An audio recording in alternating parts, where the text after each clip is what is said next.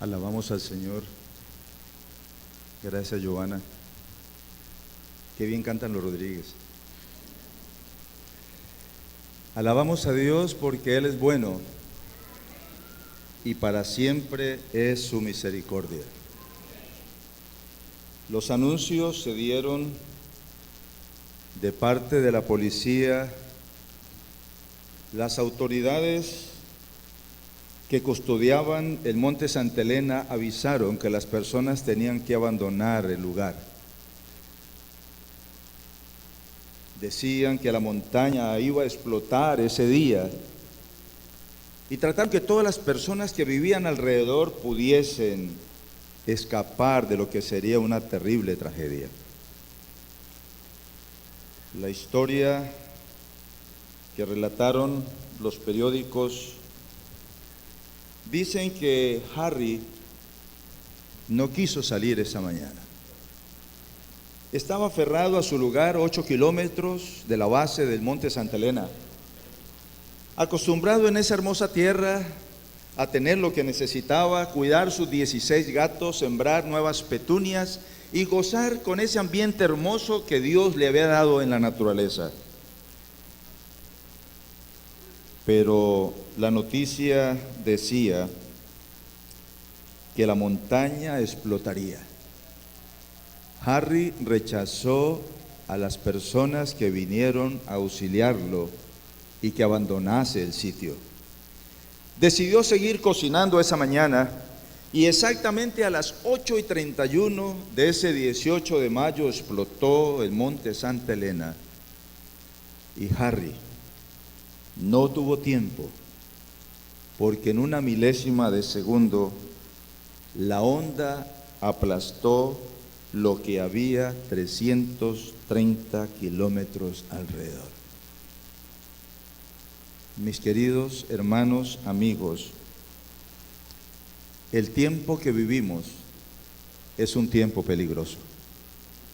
Y el apóstol San Pablo, que escribe la epístola a su hijo espiritual Timoteo, lo hace desde la cárcel allí en Roma y le escribe con el corazón de un padre que anhela la bendición para su hijo y ante todas las cosas que cumpla fielmente su ministerio, porque cada uno de nosotros tenemos un ministerio encomendado por Dios y al final de todas las cosas que pueda experimentar el don de la salvación en Cristo Jesús. Después de la prisión, Pablo fue liberado por un tiempo, dice la historia, pudo llegar hasta Éfeso, visitar a ese joven discípulo Timoteo, su hijo espiritual, como ya mencioné, ver cómo la obra estaba creciendo en ese lugar. Y ahora desde la cárcel, porque fue en Troas que lo detuvieron nuevamente y ahora fue llevado al calabozo, y desde allí Pablo escribe estas dos cartas, primera y segunda de Timoteo, a él, a la iglesia de Éfeso y a cada uno de nosotros en esta mañana. Y Pablo le dice en segunda de Timoteo capítulo 3, el primer versículo: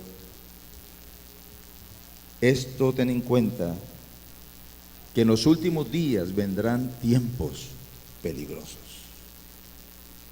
La radio, la televisión, el internet nos cuenta que la amenaza de una guerra nuclear se ha levantado de nuevo, el caos económico, reunión de los 9 grandes en días pasados para ver cómo se soluciona el problema financiero a nivel del mundo, el mal uso y agotamiento de los recursos no renovables, el crimen desatado, violencia en las calles, virus asesinos y misteriosos que aparecen día tras día, patrones climatológicos alterados, temblores, inundaciones, terremotos, huracanes, destrucción, muerte, tiempos peligrosos.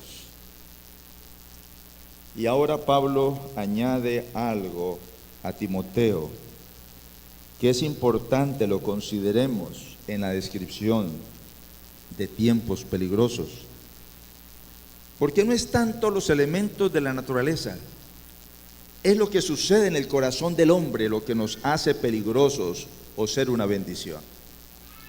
Porque en los siguientes versículos 2 al 5 habrá hombres amantes de sí mismos, avaros, vanagloriosos, soberbios, blasfemos, desobedientes a los padres, ingratos, impíos, sin afecto natural, desleales, calumniadores, intemperantes, crueles, aborrecedores de lo bueno, traidores, arrebatados, infatuados, amantes de los placeres más que de Dios, que tendrán apariencia de piedad, pero negarán su eficacia. A esto se evita. Querida familia, estamos en tiempos peligrosos, físicamente, socialmente, espiritualmente. Y nos preguntamos, ante esa realidad que no podemos eludir, ¿cuál es la actitud? ¿Cuál debe ser el camino de un hijo de Dios? Y yo alabo a mi Señor, porque en todo momento difícil, Él sigue siendo nuestro amparo y fortaleza y nuestro pronto auxilio en todas las tribulaciones. Y entonces menciona una declaración que hemos tomado como el centro de la corta reflexión de esta mañana. Y me refiero a la que aparece en Primera de Timoteo, el capítulo 4 y el versículo 16. Pablo le dice a Timoteo y a nosotros: ten cuidado de ti mismo y de la doctrina. Persiste en ello, pues así te salvarás a ti mismo y a los que te escuchen. Ten cuidado de ti mismo. Esta mañana el Dios del amor, de la misericordia y de la bondad, el Dios que se resiste a pasar la eternidad sin ti y sin mí, es el Dios que nos da esta cariñosa advertencia, esta invitación, este llamado, que es el llamado del corazón de un padre hacia su hijo, hacia sus hijos, porque no desea que nada malo les acontezca y desea que puedan estar con Él para vivir en el hogar que ha preparado para cada uno de nosotros. Ten cuidado de ti mismo. Se habla de dos elementos importantes en la vida. Se habla de creencias y se habla de convicciones. Y es interesante que una revista latinoamericana decía que la gente de hoy no le cree tanto a los maestros de Dios como a los testigos de Dios. En otras palabras, la gente no tanto va a creer en tus creencias y mis creencias, pero sí en tu vida y en mi vida. Por eso las convicciones vienen primero que las creencias. Y aquí el apóstol Pablo le dice: ten cuidado de ti mismo. Antes del hacer, el cuidado es del ser. Y Pablo le dice a Timoteo, como a nosotros en esta mañana, es importante que recuerden que en estos tiempos peligrosos, primero que todo, cuídate a ti mismo. ¿Y qué significa esto de cuidarnos a nosotros mismos? Hay tres tipos de relaciones que son fundamentales en este proceso de la vida cristiana y de alcanzar lo que tanto anhelamos, la vida eterna. Decíamos anoche, y debemos hablar de esto porque lo estamos viviendo con dolor estas horas, que Santiago, en una llamada del sábado pasado, después que ministró aquí en la iglesia y almorzaron y regresó a casa, una llamada a una familia y a una hermana muy amigo de ellos en Nueva York, le mencionó al terminar su conversación: sabe, mi hermana, estoy listo para cuando el Señor disponga de mi vida.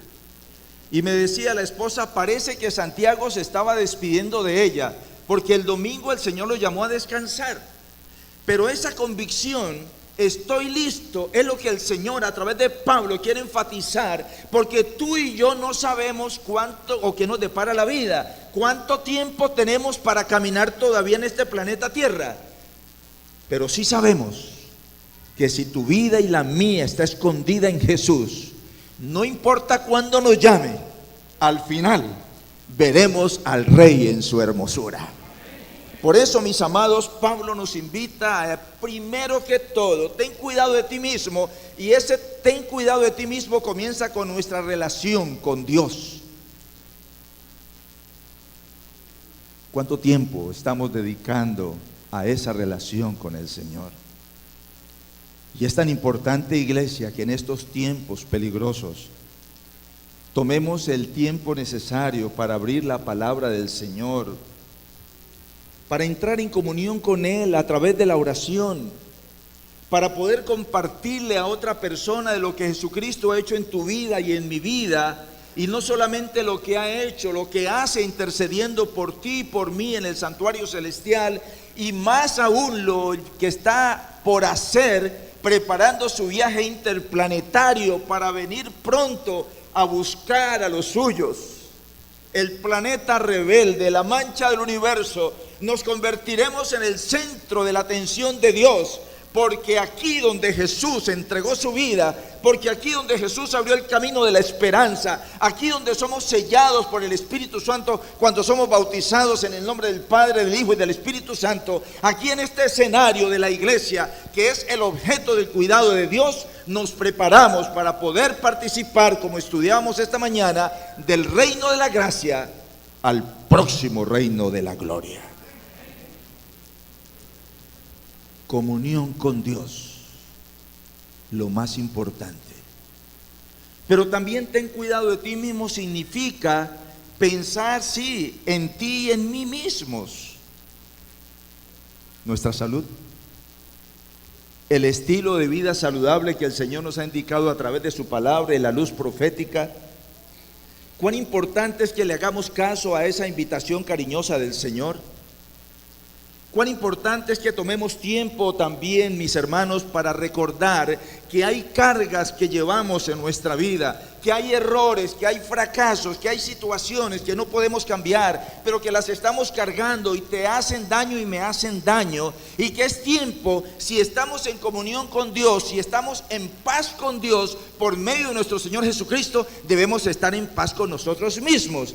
Ya no sigamos echándonos esa culpa, soltémosle eso al Señor. Sal hoy de este templo libre para gozar la experiencia de un hijo de Dios bendecido por el don del cielo.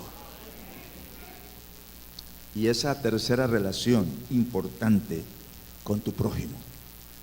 Y tu prójimo y mi prójimo más cercano es tu familia y mi familia. Allí necesitamos fortalecer esa relación.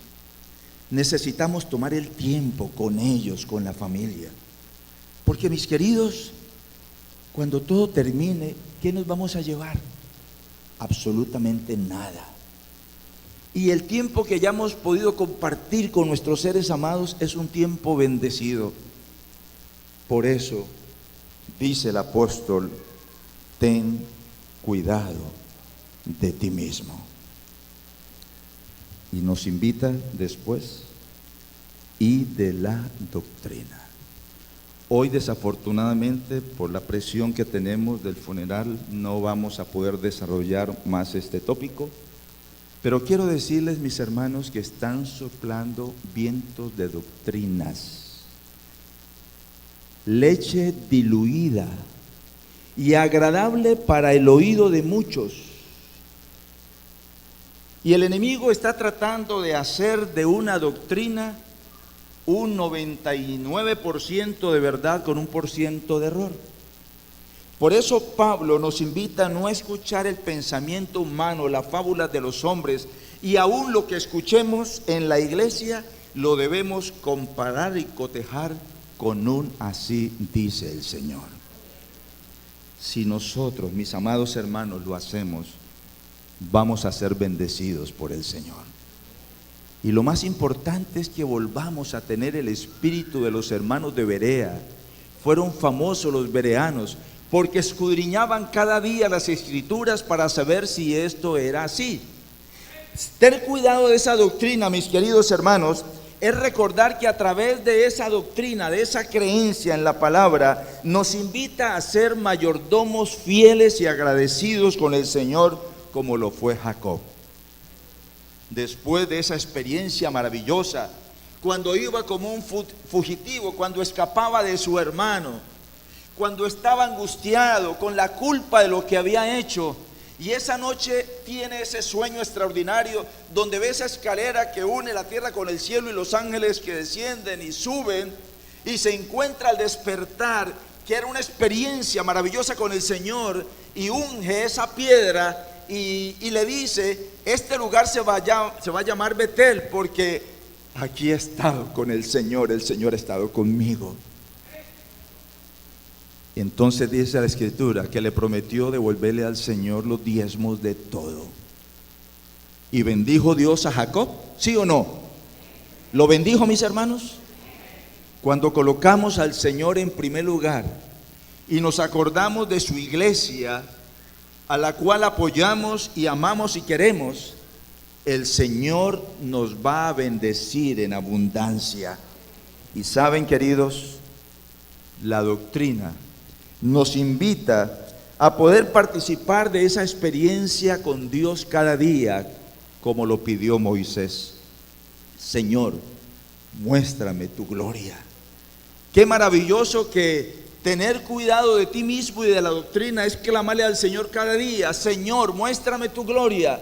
Y esa gloria se manifiesta cuando nosotros contemplamos a cara descubierto la gloria de Dios a través de su palabra. Entonces somos transformados de gloria en gloria. Entonces la gente va a ver que lo que tú dices en tu creencia, y que la defiendes muy bien y la conoces muy bien, es semejante a tu convicción, y que esa convicción te hace semejante al Jesús de las creencias.